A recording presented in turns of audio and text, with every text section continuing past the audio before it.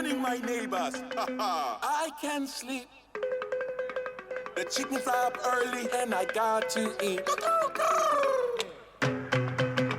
I stay woke. I stay woke. I stay up. I stay woke. I am up. I stay up. I don't sleep. I stay woke. I stay woke. I stay woke. For the culture, motherfucker. What's up? Welcome to another episode of Stay Woke with your friendly neighborhood supervillains. I'm JB. I'm Julie. Julie, the white girl Jolie. And we've got some very, very special guests in the building. Some superstars, some iconic legends.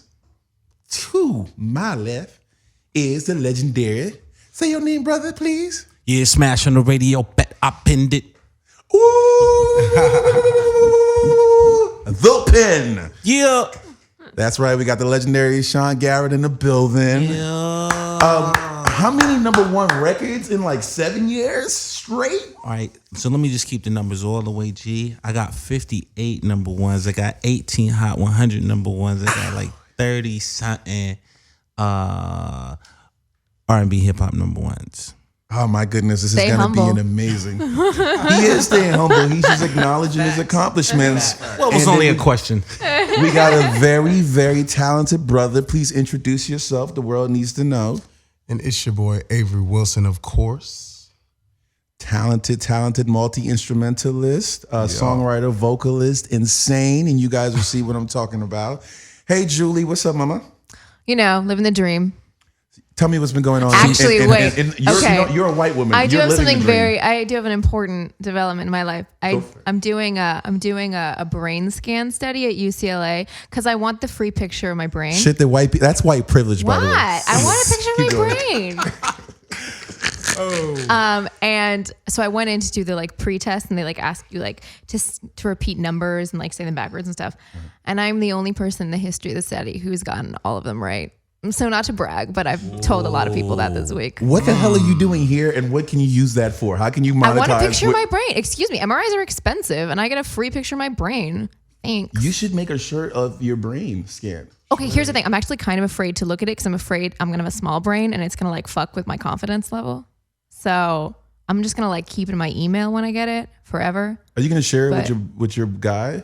What? He's going to see your brain scan? Here's my brain. So you're just not going to monetize it. So the entire How am I situation gonna monetize a picture of my brain? is literally just almost like a selfish masturbatory trip. Yeah. Okay. I can co-sign I'm that. okay with that. I'm kind of feeling I that. think everybody should get a picture of their brain, you know, and know how smart they really are. Do you think your brain would be bigger or smaller than Gary Coleman's? What? Just random. Okay, actually, fun fact, it doesn't matter how big or small your brain is, it matters how many grooves there are. So do you think you have increases more or surface less area. grooves than Gary? I don't know. He did a lot of stuff. I'm assuming he had more grooves if grooves mean that you're more talented or smarter. Are you saying that Gary Coleman's I'm more saying talented that man was than I am? 4'8", and look what he became He an did icon. do a So he lot. had to work He did do a lot. harder than all of us. Actually, Gary Coleman is the reason I know the word tenacious, because when he was running for governor, they were like, what do you think you should be governor? And he was like, because I'm tenacious. And I was like, Where was he running for governor at? Same time Schwarzenegger was. That's fucking crazy. That's when he used to wear the cowboy hats. This was Amazing. like post security guard. So shout outs Gary Coleman. Have you been keeping up with the Drake versus everybody score? Drake and Hot 97? I know there's some New York drama. The drama is with Flex and Drake. I don't want to harp on a dead horse because we know how important Flex is to the culture and we know how powerful the sixth God is. But I've never in any books, I've never seen a man beat a god. So Flex, we love you, boy. Just let it go. We live in a world, and can we chime in on the world we live in? We live in a six God world. And I choose to just bow down and worship. I've been doing that since the first episode of the show. I'll do it forever.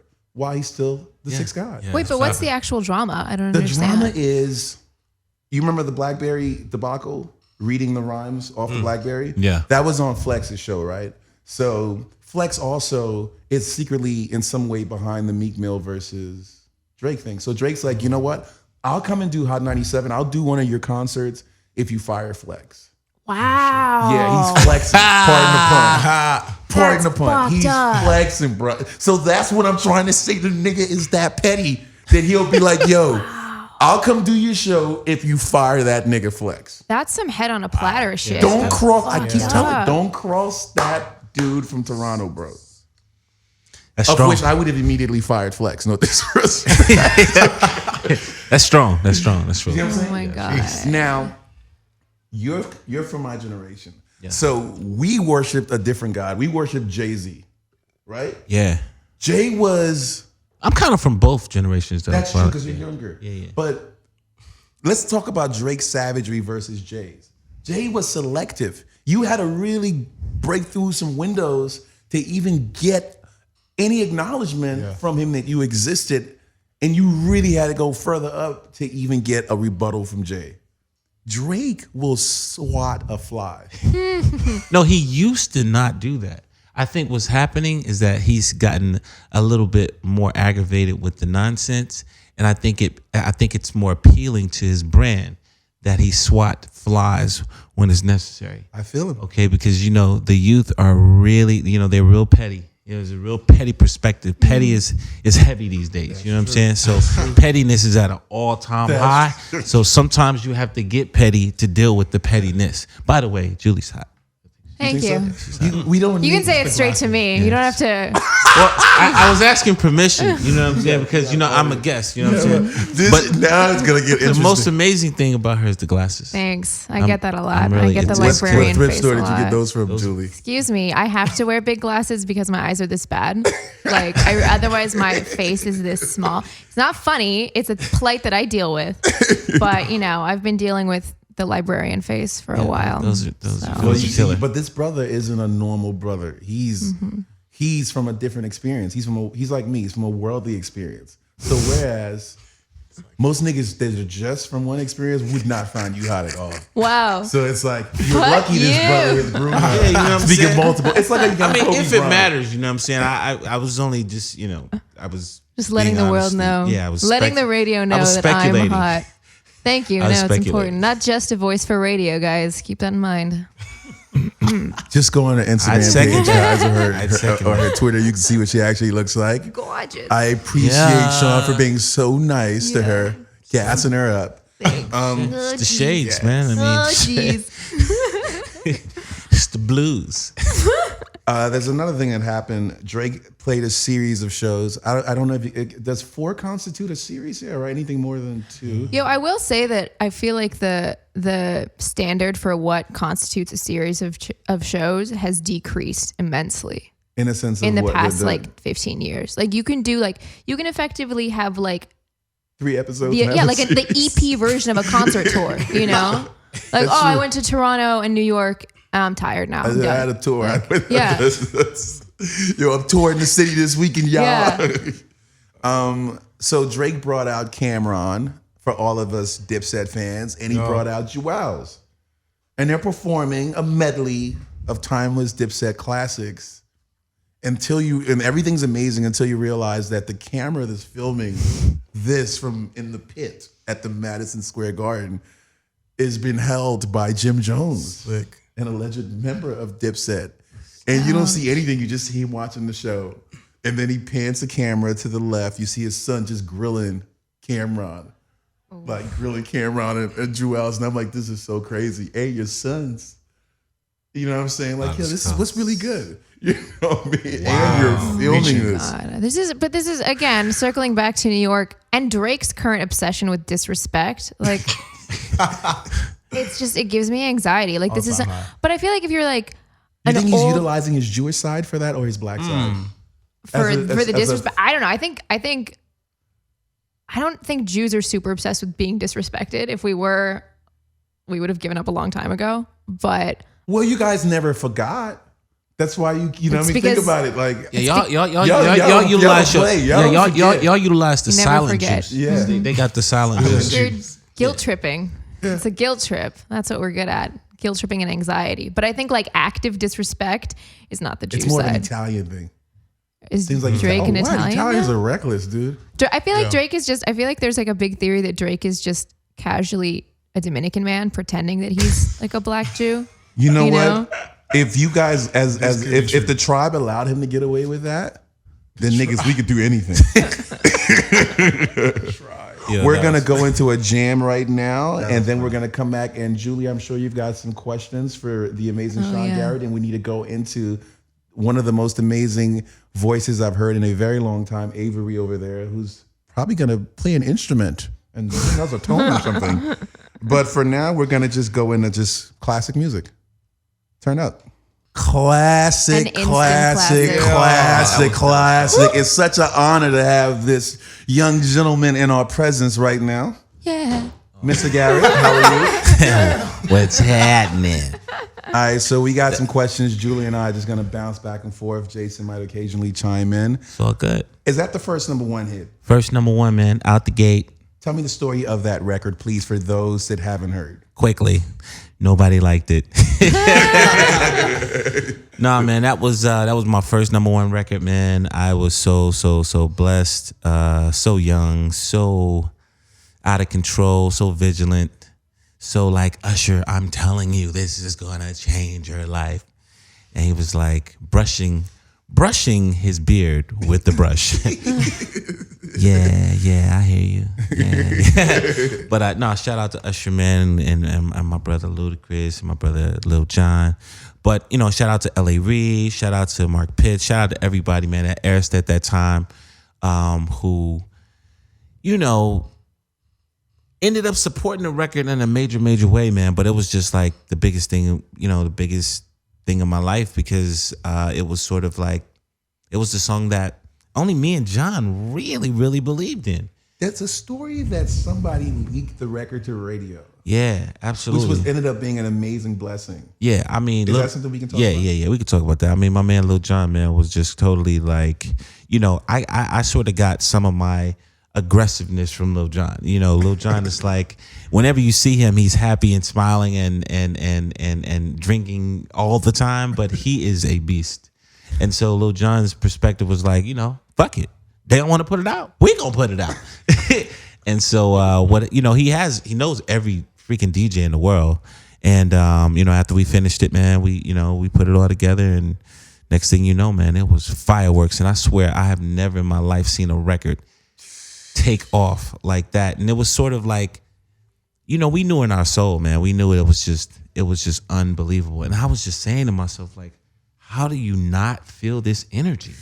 This is just like, so man, it was one of the biggest childhood dreams of life. How did that record affect you, Julie? Oh man, that was. I remember a lot of school dances when it was being played. It was like a big. It was everybody in their like ill-fitting suit, dancing in the school cafeteria. Julie, why'd you let the hair back down? I loved it when it was up. Oh my God, too much librarian, full on librarian. Sorry. Cue in Marvin Gaye, please. Oh, good Lord. But actually, what was it like going to the club and hearing play? Listen, were you a dick about it? I feel like you were an asshole about it. No, I wasn't. Come on, Julia. Oh, come on, we know each other already. She like it's the strength. She likes it. Honestly, the greatest thing about that is that I would go into the clubs and they wouldn't even know I wrote the song. You know what I'm saying? And so I used to potentially could be worse than them knowing who you are. Exactly. I've been there. Where did you get the respect though? Oh man, totally. Okay, listen. I got the respect. It was like, because it was like everybody was like, that's not for Usher. That's not Usher. That's not. And boy, because the one thing about a hit song, once a hit song goes, everybody changes their whole perspective. I was fucking with the record from the gate. It's a whole new story. I've heard so many different stories about how everyone believed in it and they understood. As a matter of fact, if you watch some of the, if you see some of the behind the scenes or the behind the story on you notice I'm not in the video or I'm not on TV telling the story. Why? Interesting. So anyway, I mean, it's like, We're opening some doors. Right. but the thing about it is like, it's all love. Like these are all my friends. But the real is, it was one of the biggest songs. It's still the number 2 record of the 2000 decades in Billboard. Crazy. It was Pretty impressive. so. It was I was incredibly blessed. I was incredibly thankful, and it sort of just gave me, after that, man, I just worked my ass off. The first time that I actually heard the record on the radio, I was in Sweden, and it was like 2 a.m. in the morning, and I was in the bed, and the freaking radio was on like 2.5, right, decibels. And the shit was so low, and it was just like I was sleeping, and I was just like, I got to be dreaming because it's on the radio. Oh, hold on a minute. That's awesome. So when I heard it on the radio, man, I knew that I was like, oh God, thank you, Jesus. Lord, thank you. Lord, thank you, God. And it was like, I just knew that was going to be something like a phenomenon. Because I mean, to be in Sweden a month after the record came out and to hear it on the radio, That's crazy. it's like going it's down. already reached. It's Man, at that early stage. How did that affect you? Were like a financier or something before, weren't What's you? your story before we even we should. I mean, what happened was, man, I'm a military brat. I grew up in Europe. I signed my first record deal when I was 15 years old. I came back here, man. I was supposed to sign a deal with Warner Brothers. My deal fell through, and all hell broke loose. I had to go find a job. So my background was finance. Went to school. I was a finance major, and I started working at a bank. There's nothing wrong with that. You know what I'm saying? And so, man, I was actually doing mortgages. You know what I'm saying, for this company, and I was just like telling everybody every day, man, I can't wait, man. I'm about to get up out this motherfucker. I am out of here. I am out of here. And the great thing about that is that being working in mortgages taught me so much about people. Because, I mean, you basically had to sell people on refinancing their mortgages and taking all the debt that they have and consolidating it and changing their life. And, I used to get the fucking door slammed in my face sometimes. I was, it's just so much. You learn a lot about people, It really helped me a lot, man, in the music business because I was able to understand how to take rejection, like, on a real level. And there's nothing like being told, no, your music ain't hot. Ain't nothing like It's that. so weird, bro, because I don't think anyone here knows this. I used to refinance people's homes in college. Oh, Really? It was the worst job for me, dude, because I'd be like calling these 80-year-old women that are gonna die in like 2 years and tell them and convince them to and I was really successful. That's why I quit, because my conscience was just like, yo, dude. He's like, pretty soon, John, you're gonna move from that cubicle and get your own office next to mine. I was like, nah. I gotta go wait some tables somewhere until this music should work. Telemarketing, because how they give you the stack of cards. Yeah. I called one of the stack of cards, and all of a sudden I just heard crying. Hey, so and so there, and I just heard crying. It was an old lady whose husband died like a month before that. That's I hate to be like that, but that's the perfect time to put your claws in, though. Right. I was like 16 years old at the time, so I was like, oh shit, I'm sorry. Like, I was so good. okay. Fucking crazy, yo. I was really so programmed that I'd be like, oh, I'm so sorry. I heard you just lost, your significant other. Yes, 2 weeks ago. Don't you wish you had some insurance for that situation? Oh my god! What I want to make Did you sure guys- is your house doesn't fall apart on you.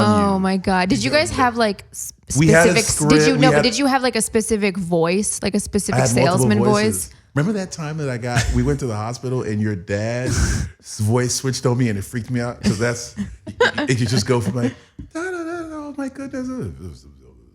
Man, is everything okay? Great, thank you. The demon voice. Did you like? There's. I pretty much was like, I was just in sales mode. You know what I'm saying? And I never sold on like manipulating or none of that shit. I just was on them numbers.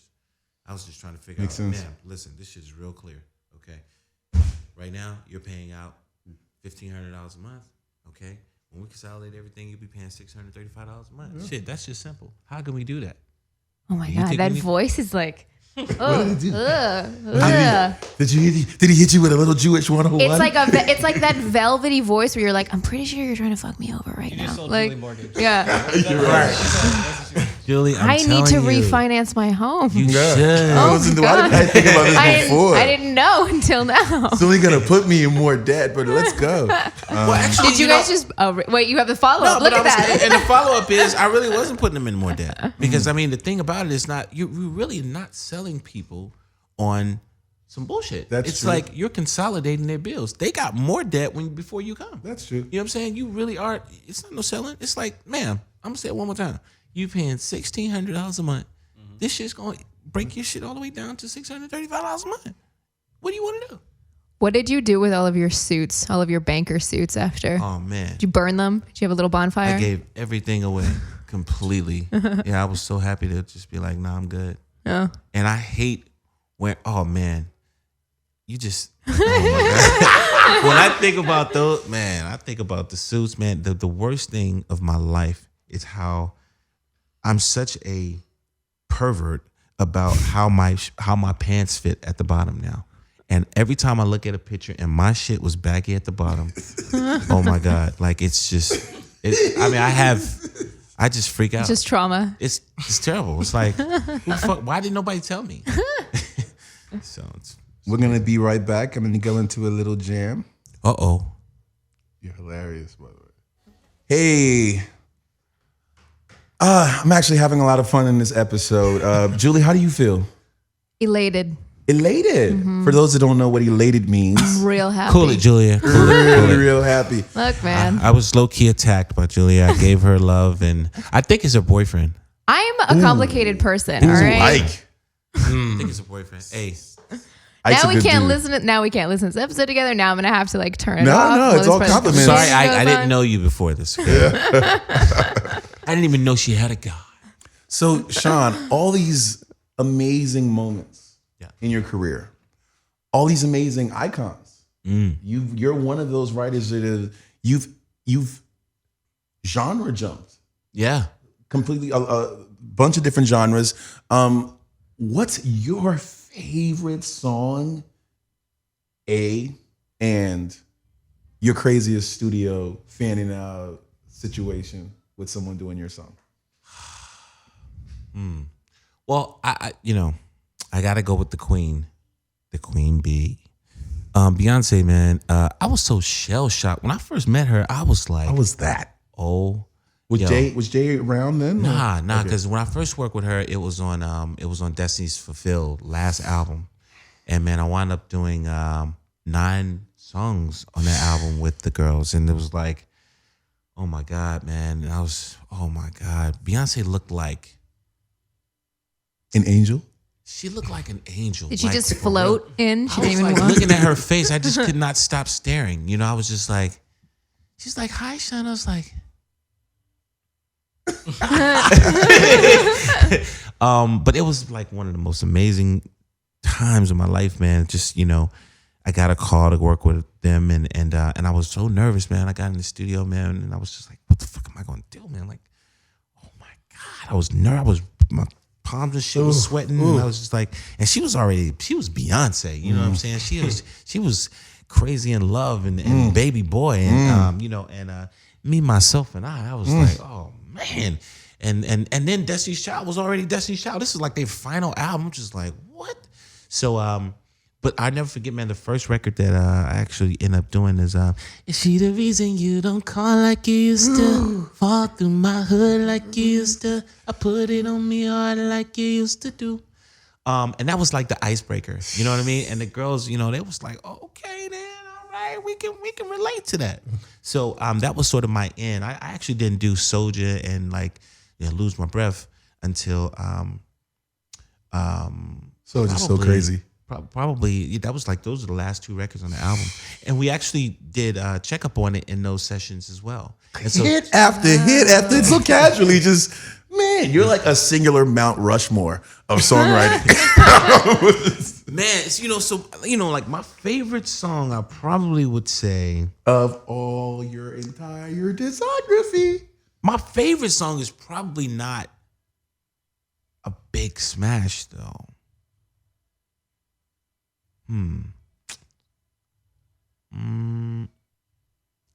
That London Bridge? I was about to say What? that, man. That London Bridge, we were Between- so angry I can say this. I can say this. Time has passed. Man, you know how that thing, you ain't supposed to just come, you know what I'm saying? Like, it's Sean, right? Like, you know, if you know the history of the Peas, we move, it's me and Will and Apple. You know, that's the click right there. And we're like the gatekeepers. Will can bring in something and say, okay, this is a record from so-and-so. And we go, I understand. You just kicked the door open. They're like, yeah, it's Polo the Dawn. It was just two head fucks in one. Like, whoa, Polo the Dawn.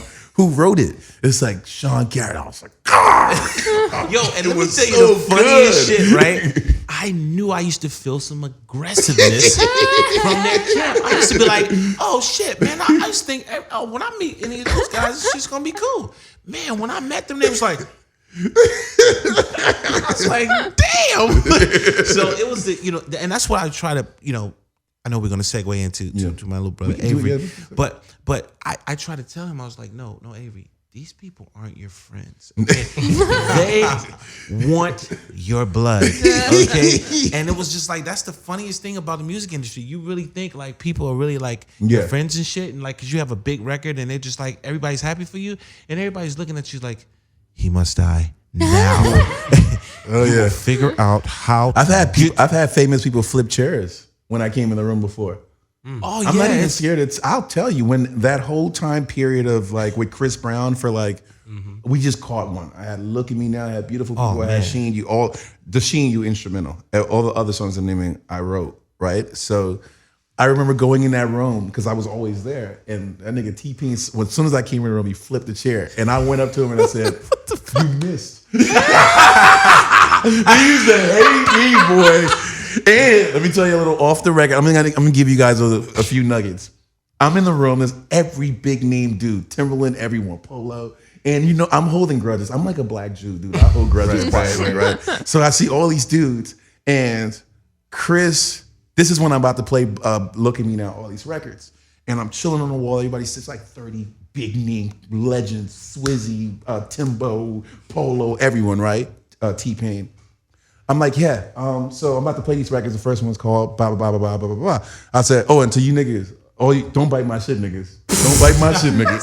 Swear to God. Cut the light off, put it on, cut the light off, put it on, and yo. I'm not that guy anymore. By the way, that fucking Look at Me Now. Yes. Thank you, I started to feel a little annoyed because, you know, I did Run It and Give Me That and Ain't No Way. And I was like, who in the fuck did this fucking record? This is off limits. Okay. And I just let down my guard because this guy is such a nice guy, and I love him so much. You don't know what you mean to the culture, and just to us as fans and friends. It's such an amazing thing for you to come and be on our show and bring this amazing voice. Let's talk about you. Yeah, let's segue, man. So, man, you know, enough about me. What the fuck? Avery, you saw Julie's woman. Yes. You're right. At My a bad. bar. Pick her up for me right quick. She's got bigger tits and a big ass and a nicer face. Go ahead. Show me your game. Instead of, what's my my location again? A bar. You're in a bar. You're in the hills. You're in the You're hills? in the Polo Lounge. Yeah. Okay. Okay. Oh, that's stressful. That might be someone There's no like. stress Yeah, on you. it's You're very just a girl stressful. What? at the bar. It's stressful for him. That's what I'm saying. Who am I? You're I'm at making the it stressful. I'm at the Polo Lounge. Who am Avery, I show your related game. to? I'm just saying. I'm just throwing it out there. Yo, Be what's concerned. good? How are you? Hi. Where you from? Here. Here, where? Here, LA. Here. Okay, what you do? Live. Okay, That's code word for nothing. It's definitely not a word for anything. Exactly. She's like, for nothing, right? Okay, so what you getting into tonight?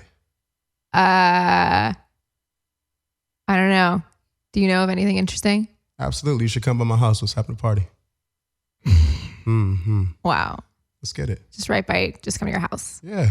You don't know of any parties at your house. Yeah. Like the parties in your pants. That's great. I mean, if you That's want to go great. there too, we can throw that party as well. I don't know. Like, what do you do? Like, what's your story? I'm an artist, Oh, a singer. so you're living songwriter. too. Oh, yeah, absolutely.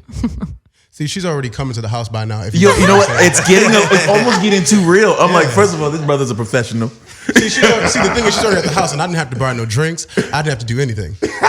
See? It's already there. She's Wow, already there. that's cocky. So, Okay. tell us a little bit about yourself. Well, I'm a singer-songwriter. I met Sean when I was 16 years old, and I wanted to be in the industry so bad. And he was like, "Man, there's some things you need to do. You need to lose some weight. You need to get you a fan base." Was that brutal at first? Oh yeah. Wow. I mean, he's a very forward guy, but I appreciate the fact that he's honest. Yeah. He's not going to sugarcoat anything. Because at the time, as heavy as I was, I would have ate that too. So, just what it was. Amazing. Exactly. So, he told me what I needed to do, and I had to show him and prove to him that, I was actually ready and this is what I wanted. So he was like, "You need to get a fan base." At the time, I did TV shows and all kind of stuff and like things to give me some kind of exposure, but it wasn't exactly being an artist. It was more like a contestant. And there's a big difference that I've learned from being a contestant on a TV show and being an artist. So, he told me what I had to do. I showed him what it was, and then I wanted to get in the studio really bad, and he was like, "Nah, if you don't do this and you don't do that in the third 1, 2, 3, 4, 5, 6, 7, 8, then we can't do anything." And I showed him and came down to Atlanta, started working with him, developing, and then all of a sudden, after about a year and a half of developing with him, he was like, "Man, I want to bring you to, one of my friends." And I'm like, "Okay, cool." So we go to New York, and I'm from New Haven, Connecticut, so that's kind of like home. And we go to the Sony building. I'm like, "All right, what's here? I've never been here a day in my life, and I've been in New York everywhere." So we go upstairs, and I'm like, "Okay, cool." So we go into like the floors start changing. It's like marble, it's white, it's like angels and music playing and shit. I'm like, "What the hell is this?" So we go in there, and I'm like, "Wow." There's like, "Mr. Davis is ready for you." So I'm like, "Mr. Davis." Didn't even think Clive, of course. So we walk in there, and he's sitting there. He's in his chair, reared back. He's like, "Sean, welcome." And we're like, "Okay, cool." So they start talking about everything other than me. I mean, what can we do for other artists? How can, we get some records? And then after the conversation goes on, he's like, "Okay, so who's this guy?" Introduced me to him. And he was like, "Oh, this is Avery Wilson. I want him to sing for you." I was blah, blah, blah. So I sang. He was in his chair, sitting back still. And he reared up. He was like, "All right, cool. We got something." So I sang the song for you for him, and kind of like got to this point now where we're here. Can you do us a favor as we continue on the interview? Can you play us a jam or? Oh, yeah, absolutely. All right, just so I want you guys to hear. Yeah, of course. How convenient that there's a guitar For here. those of us in this new generation that you've never heard a live guitar before, it's the stringed instrument that occasionally goes out of tune. Temperature, slight All the changes time. can change the tuning. He's tuning it right now. He's gonna play. She's definitely going to When your your legs don't work like they used to before, and I can't sweep you off of your feet, will your mouth still remember the taste of my love? Will your eyes still smile from your cheeks? 'Cause baby, I will be loving you till we're 70. And baby, my heart's forever in my mind and memories. I'm thinking about how people fall in love in mysterious ways. Maybe it's all part of a plan. And me, I fall in love with you every single day. And I just wanna tell you I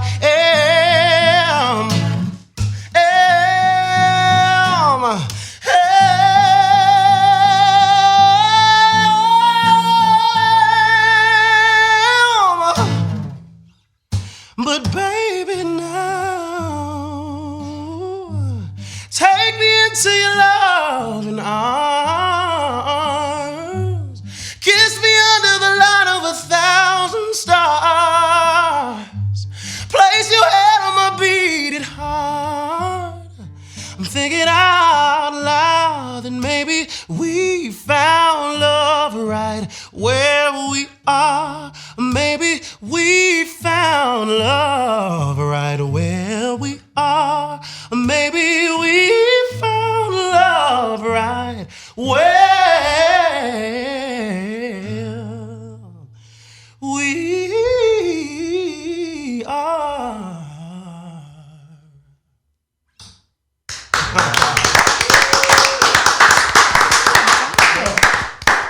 will be conducting the second part of his interview from his house. In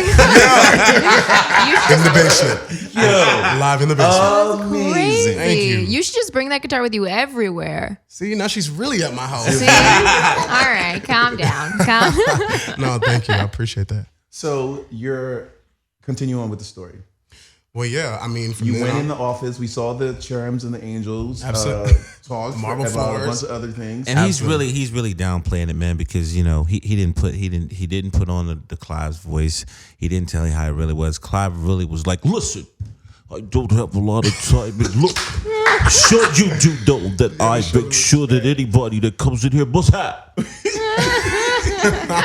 a certain amount of talent in here. So I'm gonna sit back for a minute and allow you to do it.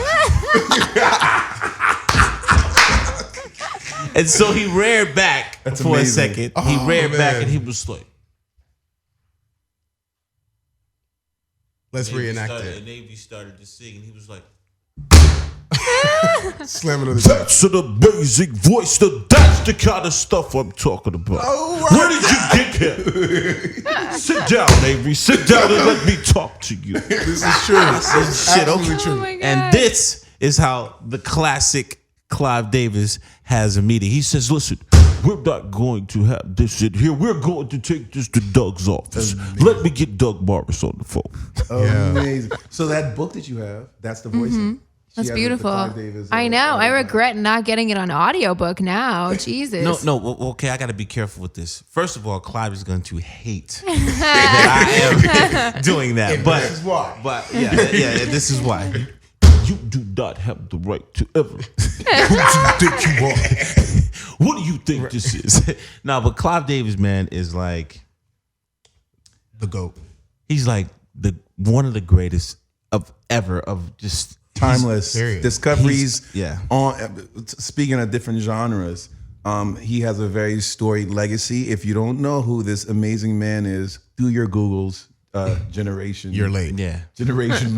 What is this generation called? Why? Millennials. Millennials. Yeah. Millennials. Okay. And that's what's so amazing about Avery is because he's just 21. He just turned 21 a couple weeks ago.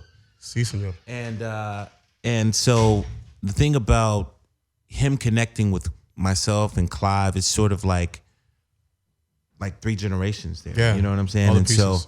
being able to work with him and being able to work with Sony and RCA and I think a lot of kids, feel like they've grown with him because we actually started his fan base on Vine. Vine, yeah. Really? And he's with the 3 million over 3 million followers on Vine, and it's just been amazing, man. His numbers are through the roof. His socials are crazy. This guy, this kid is going some places, man. I just want to be on the carpet. You know what, Sean? I want to thank you for just bringing him in the studio yesterday and bringing him in our life because I've ran into this brother. Like I remember you were with me. We ran into him At Interscope. Yeah. and just raved about you. Like you got to check this kid out. Showed me some stuff. Blew my mind, and it's just amazing how things come full circle. We're here talking about how awesome you are, and then we'll be hopefully doing some amazing magic. There's no hope. No, for we it. will. Come on, Absolutely. It'll help him just, can't be too cocky. Now you done messed the whole plan. Here you go, Sean. Doing too much. I'm gonna Saw play your one phone, more Kelly. jam, and then we'll come back and wrap this up and get exactly where you're at, your goals as far as touring. We're gonna talk about that. Yeah. Wrap everything up. Yeah. Playing a classic record that I grew up with. The trauma. What up? So as we finish up, Proceed. Avery, I'd love to hear what else you're doing. What's coming up for you in the next? Well, right now In the I'm Avery working on future. the album, of course, and I've been, just working with some different people. James Fauntleroy, which is like amazing. I mean, he's like the genius of songwriting under Sean Garrett to me.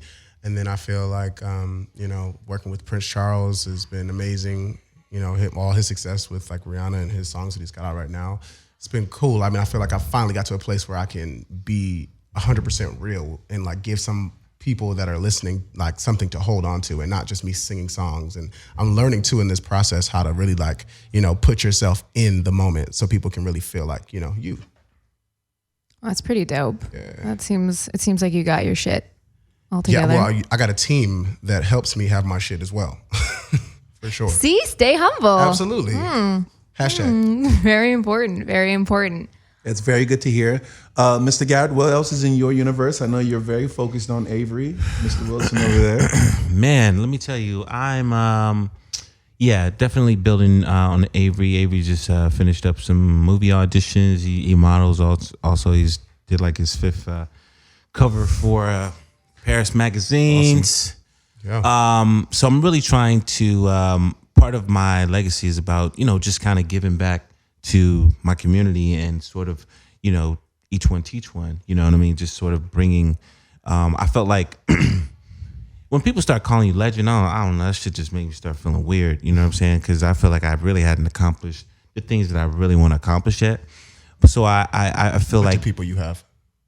Yeah, I mean, you've accomplished a few lives. Yeah, a few lifetimes worth of accomplishments. Couple people together. You know what I mean? But it's the standard you're holding to yourself. Yeah, I mean, I'll take that. But I mean, when you got Quincy Jones and you got Lionel Richie and you got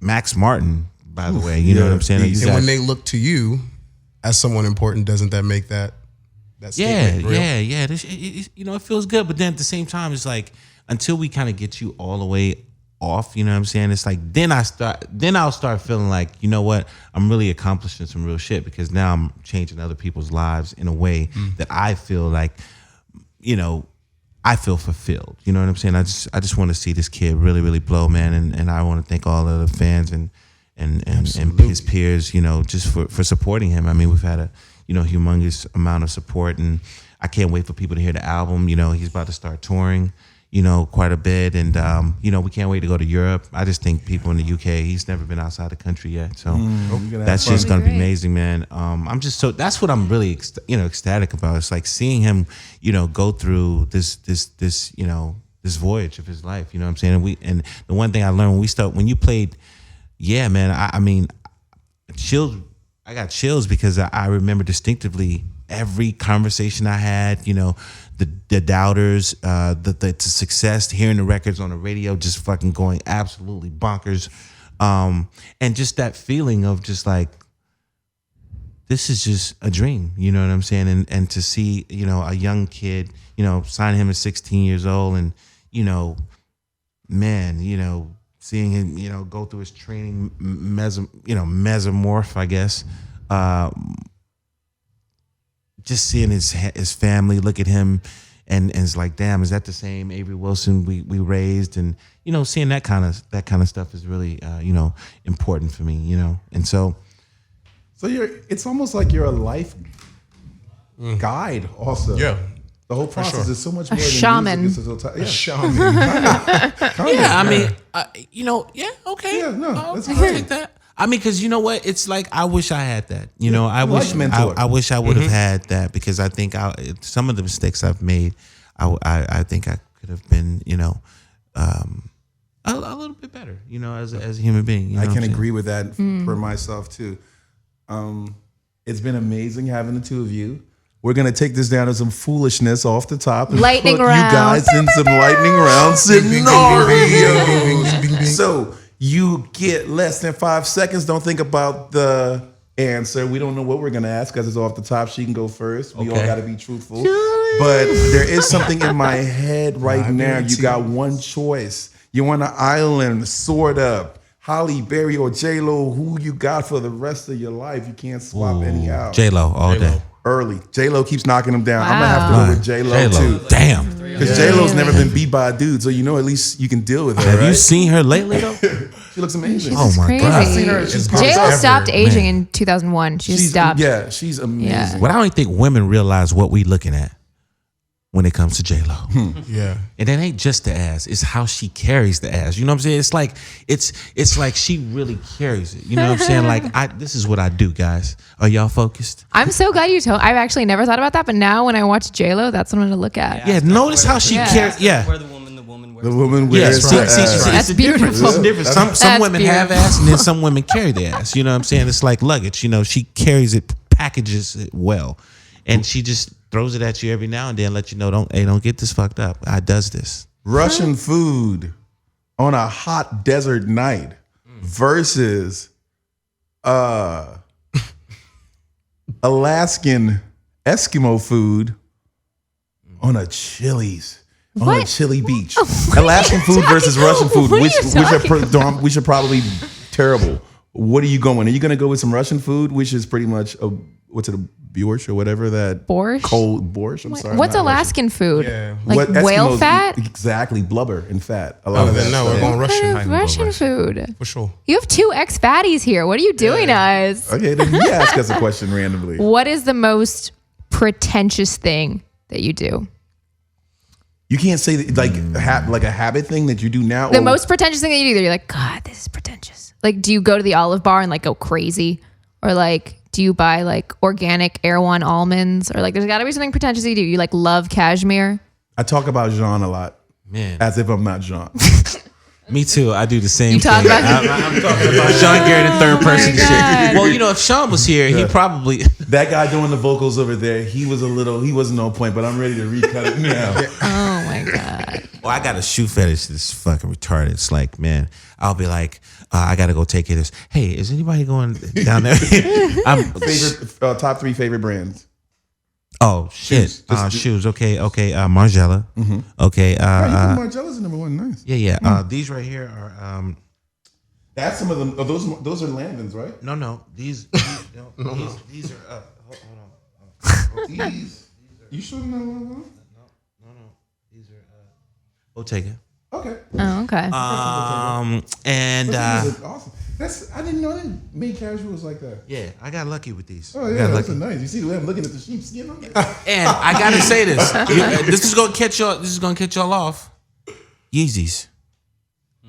They're amazing. Yo, Yeezy is one of the fucking smartest. I don't care what nobody says about him. Those fucking Yeezy sneakers are amazing. Yeah. And if you are a real sneakerhead, those are some of the most comfortable shoes I've ever had.